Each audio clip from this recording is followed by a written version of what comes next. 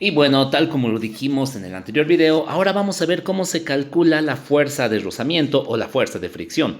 Vamos a ver nuevamente este escenario porque es bien importante, es muy importante el entender bien lo que está pasando.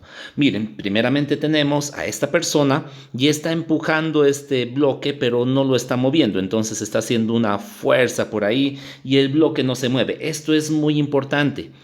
Como la persona está haciendo una determinada fuerza, la fuerza que hace la persona y el bloque no se mueve, entonces es porque tiene que haber una fuerza opuesta, ¿verdad? Y esta fuerza opuesta ya hemos visto que es la fuerza del rozamiento. Lo voy a graficar ahí porque esta fuerza se debe al piso.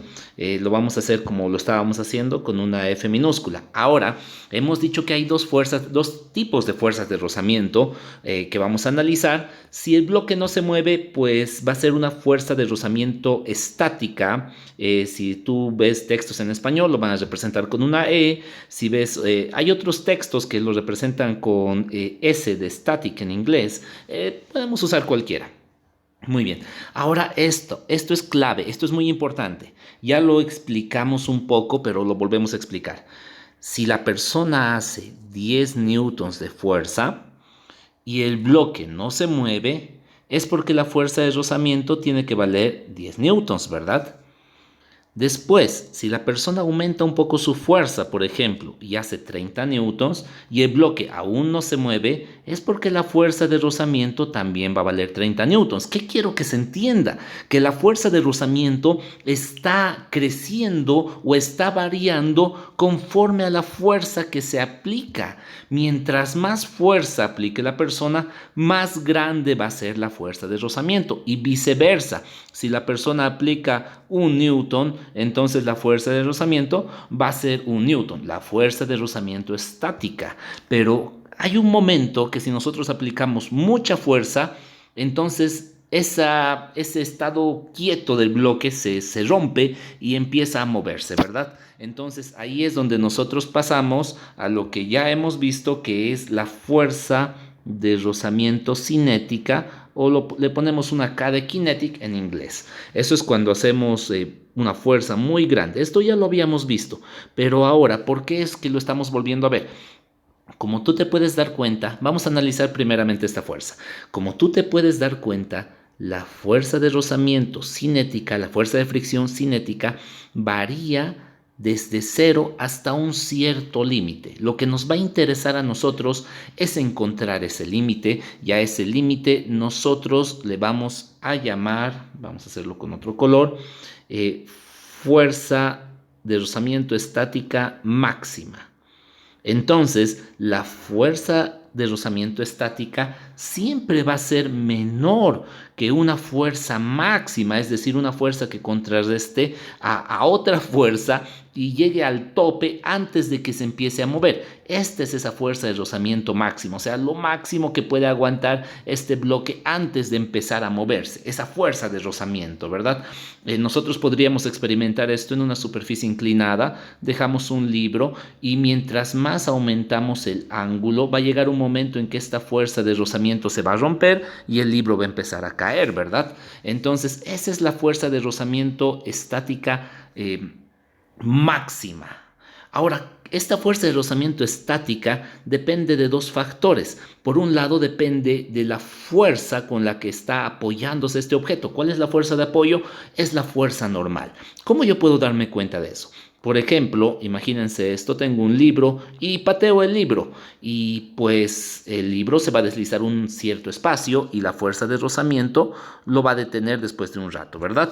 Ahora imagínate que a ese libro, pues como ya hemos visto antes en los ejercicios de la normal, ponemos una fuerza que lo empuje hacia abajo y pateamos, pues el libro se va a detener en un espacio mucho más corto, ¿verdad? ¿Por qué? Porque la fuerza de rozamiento va a ser mayor. ¿Qué es lo que ha variado en este escenario?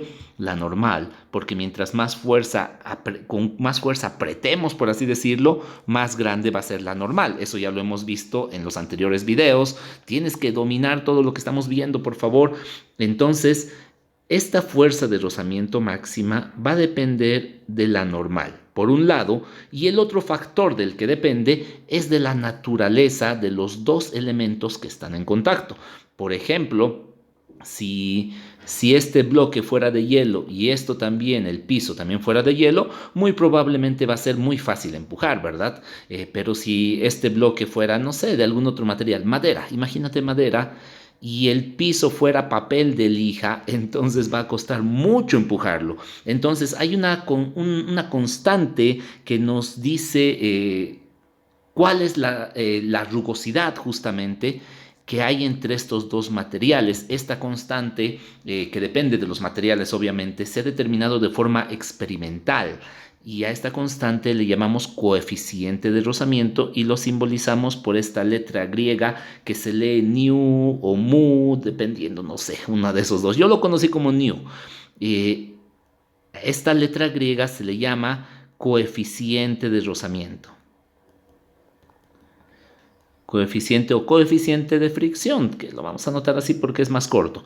Ahora, esto también es bien importante. Mira, la fuerza de rozamiento estática tiene que ser menor que esto de acá. ¿Por qué? Porque el producto de la normal por el coeficiente de rozamiento va a ser igual a la fuerza estática máxima que soporta un objeto antes de empezar a moverse.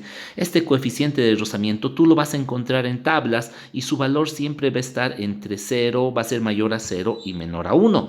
Mira, aquí tenemos una tabla que la vamos a ver dentro de un rato con mayor detalle.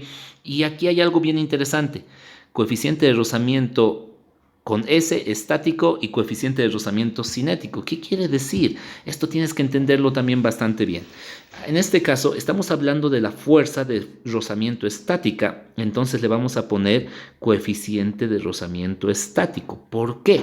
Porque hay un coeficiente diferente si la situación es estática o si esto ya se está moviendo, como en este segundo caso, que es todo esto ya se empezó a mover.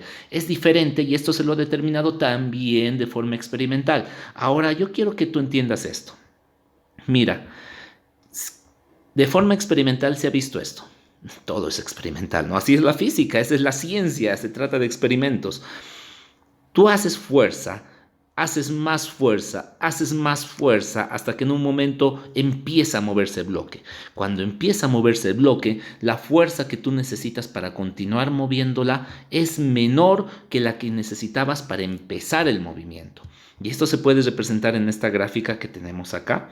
Mira, en el eje X aquí está la fuerza, en el eje Y está la fuerza de rozamiento.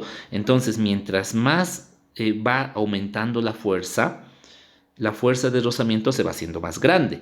Es el caso que hemos visto acá, ¿no ve? Mientras la persona más fuerza hace y no puede mover el bloque, mayor es la fuerza de rozamiento.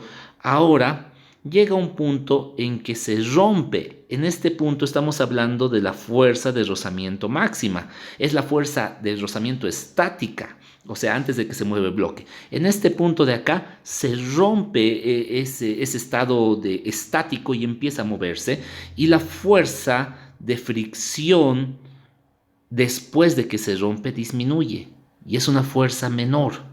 Entonces esto es muy importante, tú lo puedes probar experimentalmente, puedes hacer el experimento y vas a ver que es menor esta fuerza.